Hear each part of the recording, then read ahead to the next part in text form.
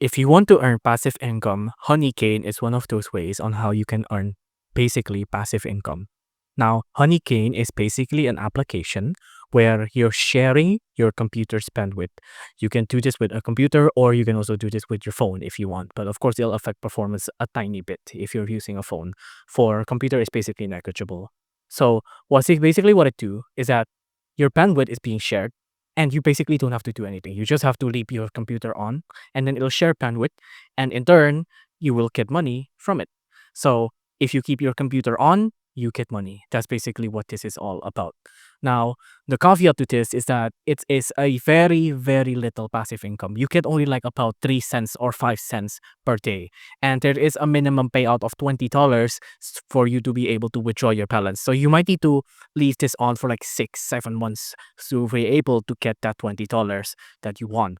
Right now, I only have $3, and that is about after leaving it on for around 3, 4 days, I get $3. So for me, unfortunately, I have it a little bit faster, but for you, it could be a little bit less, a little bit more, things like that. So if you want something completely passive, something you can literally forget about, Honeykin is a good solution for you. Although, of course, it is a very little passive income, about 5 cents per day.